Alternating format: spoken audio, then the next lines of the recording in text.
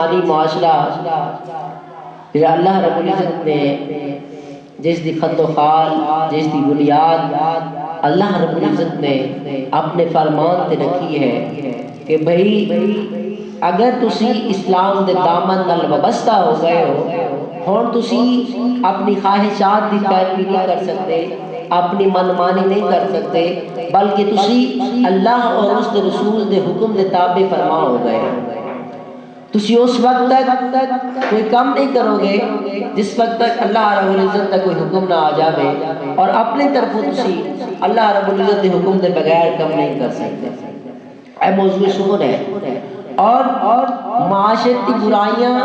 جس چیز کو جنم لیندیاں نے کہ بھی ہر انسان کو اللہ رب العزت انسان کو پاک پیدا کرتا ہے۔ مالک کائنات انسان کی کرتا ہے پاک پیدا کرتا ہے کہ جس وقت بچہ دنیا تے آتا ہے اس دے ہاں کوئی گناہ نہیں ہوتا،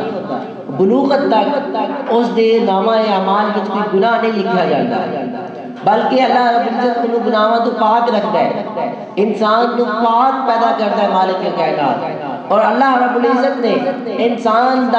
کی تخلیق دا مقصد یہی رکھا ہے کہ بھی انسان جس وقت دنیا میں چاہتا ہے وہ پاک ہوتا ہے، اور اس دی نظر دے وچ مقصود اصلی یہی رکھا ہے کہ جس وقت دنیا تو جاوے تے پاک ہو کے جاوے، اس دی حالت ہے ہوئے یا ایتھا النفس المطمئنہ ارجعی الی ربک راضیۃ مرضیہ فادخلی فی عبادی وادخلی جنتی، کہ بھی انسان جس وقت دنیا تو جاوے اس وقت انہوں ندا دیتی جاوے، حاطف غیبی دیا تو آواز آوے مالک کائنات دی ندا دے وے مالک کائنات کہ اے نفس مطمئنہ تو میری بارگاہ وچ راضی اور مرضیہ بن گیا۔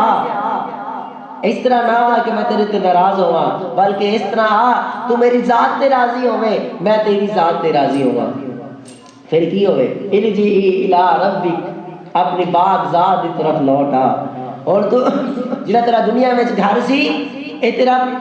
اے ٹھکانہ مستقر ٹھکانہ سی، کچھ دیر واسطے ٹھکانہ سی، اے ٹھکانہ لازوال اور دائمی ٹھکانہ نہیں سی، ہمیشگی دا گھر نہیں سی، بلکہ آپ ہمیشگی دی گھر دی طرف لوٹا۔ فادخلی فی عبادی وادخلی جنتی، میرے بندیاں میں داخل ہو جا اور جنت دا مستحق بن جا۔ اے مالک کائنات جس وقت انسان اس دنیا سے جانا پیا ہوئے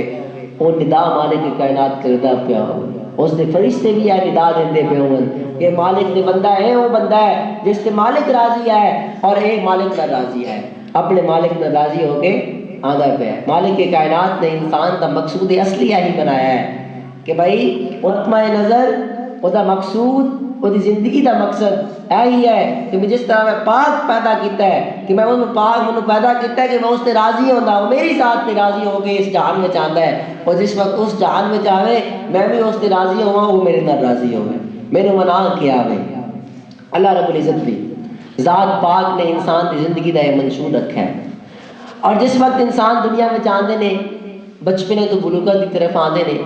تو انسان اپنا وہ نظریہ اور مقصد بھول جاتے ہیں، اللہ رب العزت کی نافرمانی کی طرف لگ جاتے ہیں۔ تو مالک کائنات نے اپنا رستہ نہ بھولن دی خاطر اللہ رب العزت نے انہوں نے کتاب حکمت عطا کی ہوئی ہے کہ بھئی انسان اس کتاب حکمت نو پڑھتا جاوے اور اے رستہ ہے میری طرف جڑا آندہ رستہ وہ کدی نہ بھولے۔ اے مالک کائنات دا حکم ہے۔